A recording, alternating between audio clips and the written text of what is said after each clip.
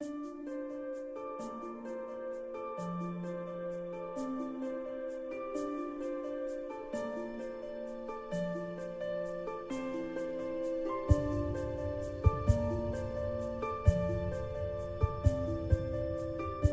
grew up in a tiny little town that nobody's ever heard of, and then I went to Cornell. I met people from all over the world, people of all different backgrounds. I was among them and learning from them.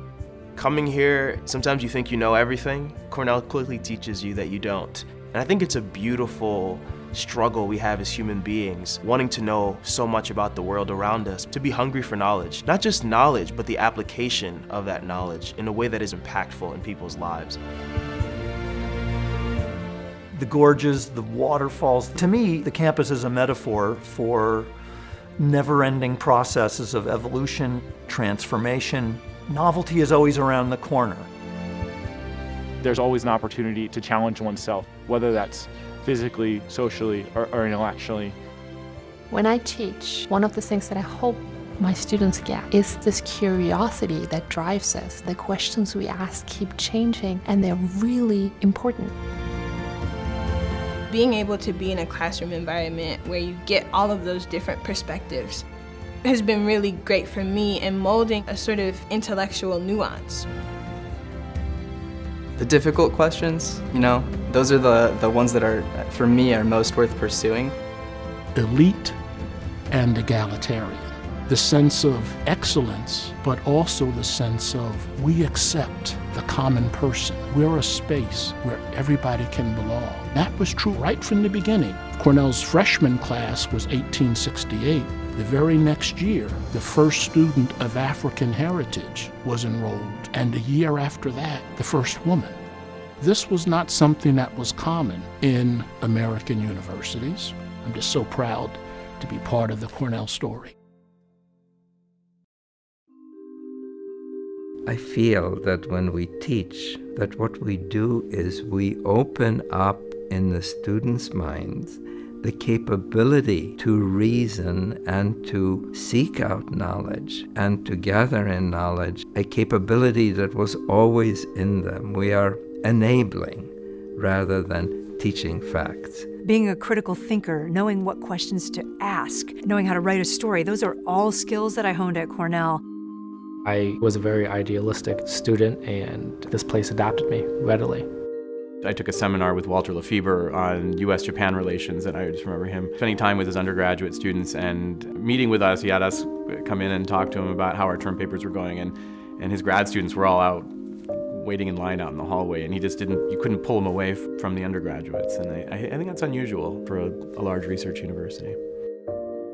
Cornell had, I suppose it still does, a tremendous faculty. I think I would have to rate number one, Vladimir Nabokov. That man changed the way I read. He changed the way I write.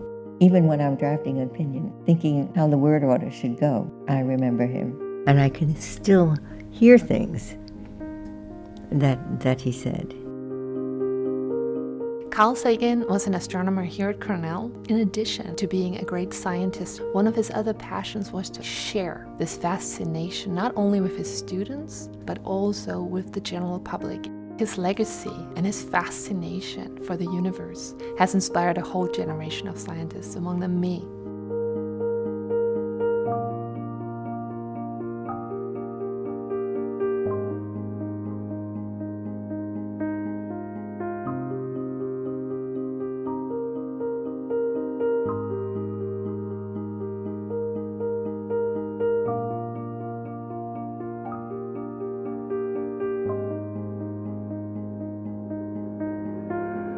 When I was an undergraduate, there was a course catalog that was as thick as a phone book.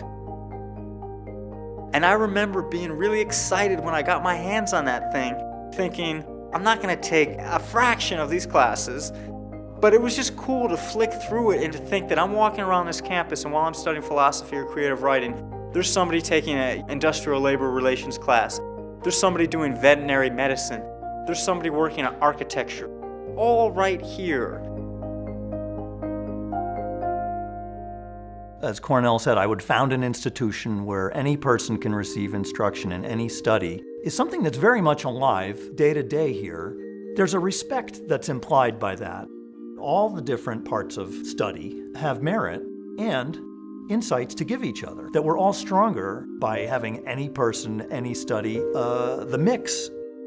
I am interested in science, in physics, in astronomy.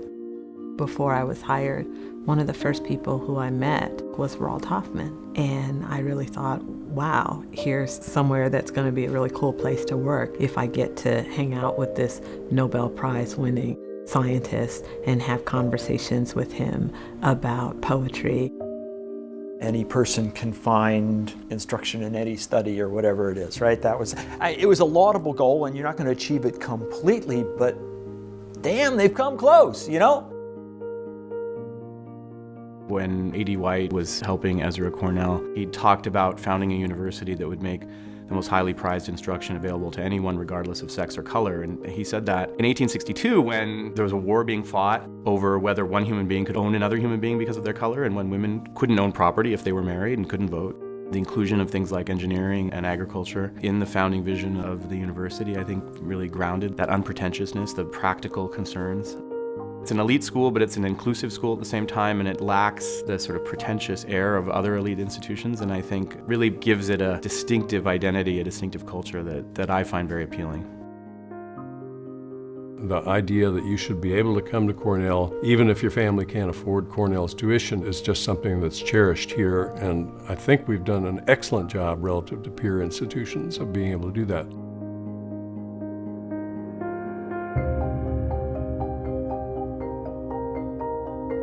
In my last year at Cornell, I took only music and art courses. It was a wonderful education.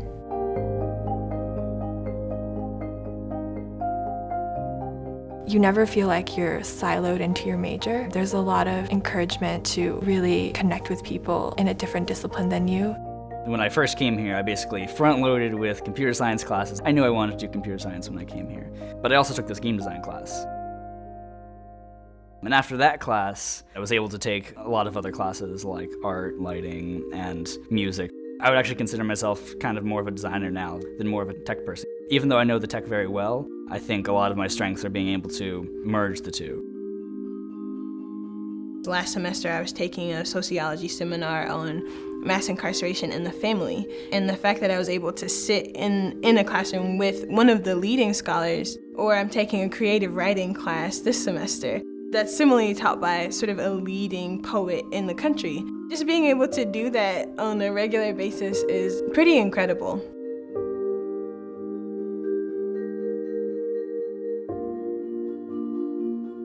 There are a handful of places in the world, and Cornell's one of them, where you can go and everywhere you turn, you find people doing stuff that's just at the cutting edge of what humanity is achieving. I'm not talking just about within the realm of academia. I'm talking about broadly the human enterprise. This is a very tightly knit community of collaborative, interacting people from Ithaca to New York City. And there's been no other time like this in history. We are at a unique time where we are beginning to understand enough about the molecular mechanism by which diseases like cancer occur that we can intervene with knowledge of fixing what's wrong. New York City has so much more than just tech. And I think it's the integration of the tech into that energy of everything else that's really powerful. I think Cornell is going to be the major educational presence in New York City a decade from now, and we're so proud to be part of that.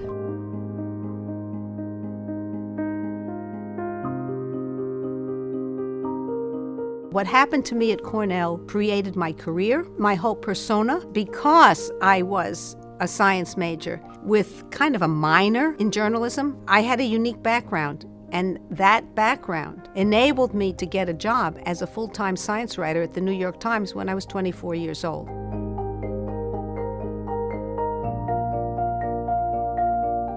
I'm really interested in Latin America right now, and I've been able to take all these classes in arts and sciences and do a minor in Latin American studies. The end goal isn't always the job. The end goal, I think, at Cornell, which is really great, is how to enrich yourself and how to keep learning even after you graduate in the field that you go into. Cornell giving you the tools to be able to develop a career based off of something that you really, really love and be successful at that, that's really the best. It's like, what else could you ask for?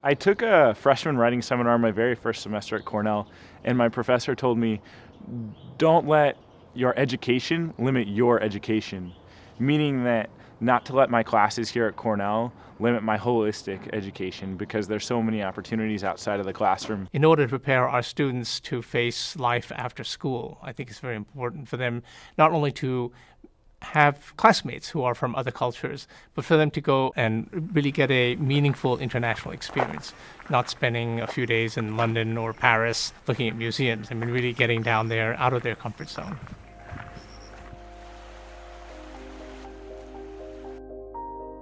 I'm the team lead for Agua Clara.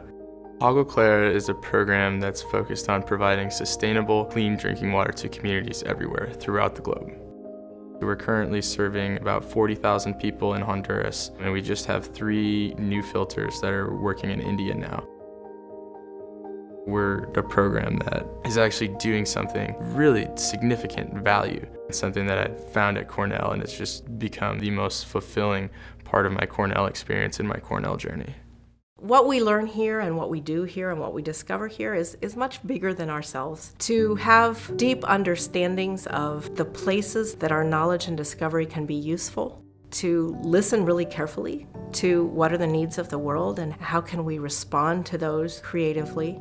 All of that happens when students and faculty are put in situations of relating and interacting with the world. Whether internationally, locally, through an internship or a service project or some kind of creative project, research, policy engagement, business partnerships, working on issues of sustainable development in a community, that kind of learning that combines the world and the best of the academy is truly exciting and transformative for our students. I'm thinking of all these Cornell experiences, Slope Day, watching the Dragon, being in College Town, meeting and making some of the best friends of my life.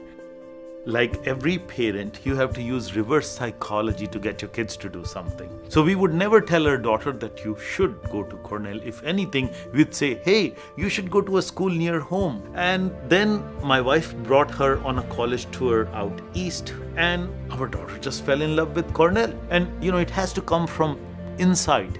It came to her from herself. She just loved this place. She loved the visit, and she felt that there was something special in the atmosphere, that nurturing environment that I had experienced. She felt it from inside and by herself said, Dad, if I get in, that's where I would like to go. There's a special connection between me and every single student on campus because they're a part of the Cornell family, and that's what I'm a part of. I'm always going to be a Cornellian, and that's something really special.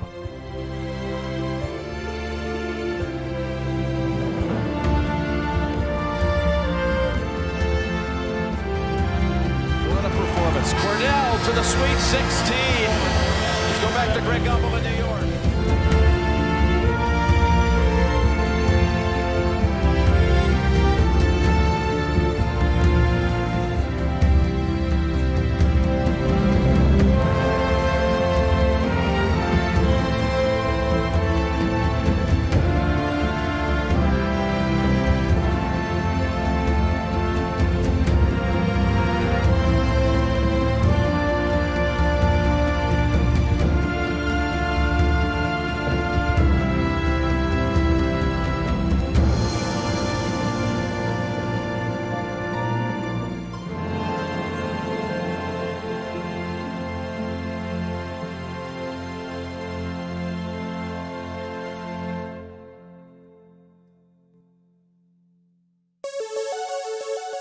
Hello, Cornell. Ed Helms here. Excited to wish you a very happy sesquicentennial.